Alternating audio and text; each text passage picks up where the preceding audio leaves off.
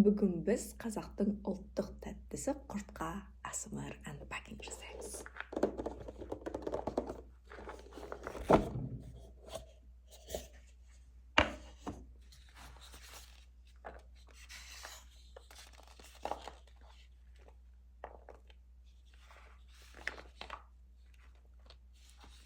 Мына жерде құрттың түр-түрі бар. Негізі құрт адам ағзасына өте пайдалы ғой. Ертеде ата-бабаларымыз мал жайып жүріп, аузына құртын салып, сорып, оны ұзақ уақыт аш қалдырмайтын еді ғой. Өте пайдалы болады. Оның үстіне бұл табиғи өнім ғой, сүттен жасалған, оны ұйытады, оны жаңағы енді әжелеріміз жақсы біледі ғой, іліп қояды кептіріп, сосын оның сары суы ағып кеткеннен кейін барып, оған тұзын салады, сосын барып ол кезде былай қолдың ізі қалып қоятын құрттар болушы еді ғой ауылда. Осылай жасайтынбыз бәріміз, балалық шақтың дәмі ғой. Қазір сосын мынандай домалақ құрттар бар. Мынау нағыз үйдің қолдың құрты. Көрейік.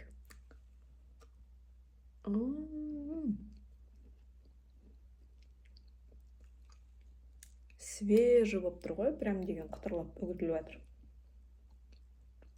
Қатташ емес, өте әдемі.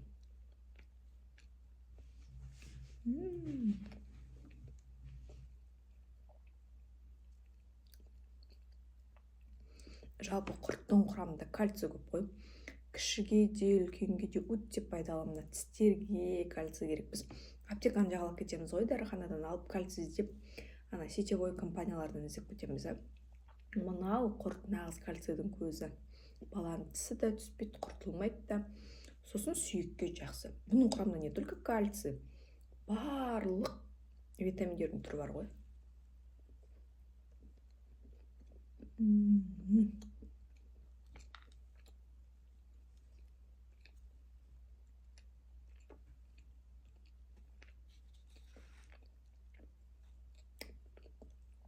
Бауыр, бүйрек бәріне де пайдалы. Балалық шақтарыңызда құртты қалай дайындап едіңіздер? Комментарияға жаза кетіңіздер. Бұл жерде құрттың бірнеше түрі бар. Мен көрсете алмай тұрмын былай. Төгіліп қалатын сияқты. Давайте келесі түр мынандай йогуртовый құрт дейді. Көрейік.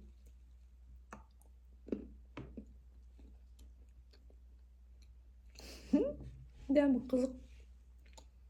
Йогурттың да дәмі бар, шамалы. Құрттың дәмі. Үйлесім қызық. Қатты ащы емес та. Көру керек сіздерге.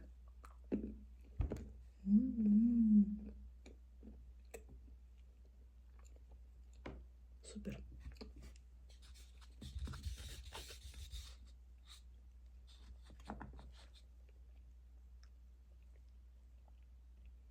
Мынадай копченый құрт бар.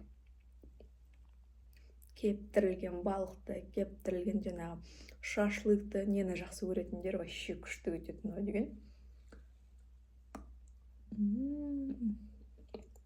Тоже жүп-жұмсақ.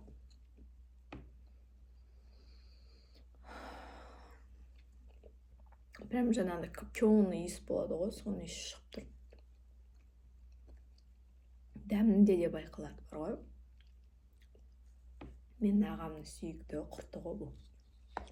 Самый күшті нәрсе айтайын ба? Мынандай құрт жеп көргенсіздер ме? Мынау өрік қосылған құрт. Өрік кәдімгідей.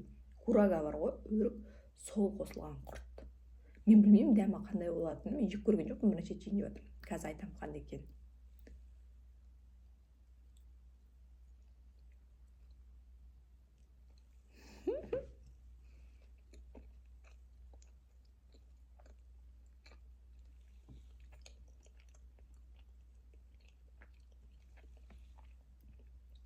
Консистенциясы балғаймақ сияқты, иристің дәмі сияқты. Дәмі емес, жегенде. Но кураганың жаңағы. Бірақ өріктің дәмі шығады, бірақ құрттың да дәмі бар. Елестетіп көріңіздер, құрттың дәмі, сосын кураганың өріктің дәмі екеуі бірге. Ерекше дәм. Бұрын соң жеп көрмегенмін. жеп көріңіздер.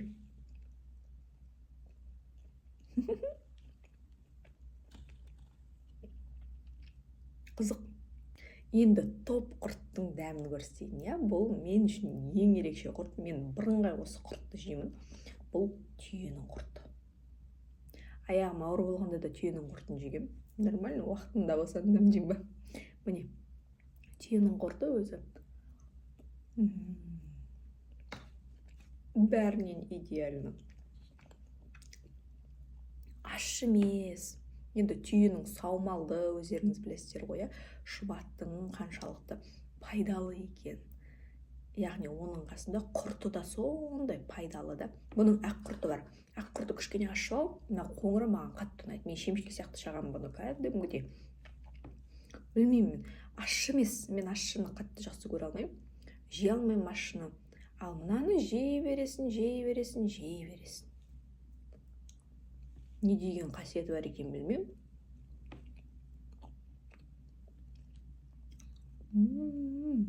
Жұмсақ бірақ қатты да емес. Çok güzel ғой. Күшті дәм, өте күшті. Айтпақшы, мына құрттарды қалай дамын көреміз десеңіздер, біздің қазақ брендқа жазыңыздар. Тапсырыс беріп алдыруға да болады, немесе келіп дәмін татыңыздар.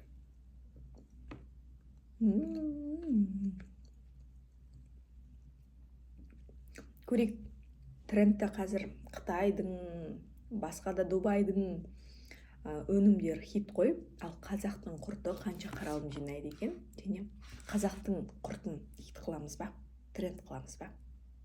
Қазақ брендта онсыз да бұл құрт трендта. Сондықтан қазақтың өнімін қолдап жүрейік. Міндетті түрде комментарияға жазыңыздар. Балалық шақта қалай құрт жасап едіңіздер. Достар, осымен біздің ASMR Unpacking аяқталды. Денсаулыққа пайдалы құрт жеп жүрейік. Ұлттық бренд, қазақ брендтің өнімі тренд болсын бүкіл Қазақстан үшін. Және міндетті түрде каналға тіркеліп, лайк басып, достарыңызға, құртты сағынған, ауылдың дәмін сағынған достарыңызға жіберіп қойыңыздар. Олар да дәмін тасын. Міндетті түрде каналға тіркеліңіздер. Комментарий қалдыруды ұмытпаңыздар. Сау болыңыздар.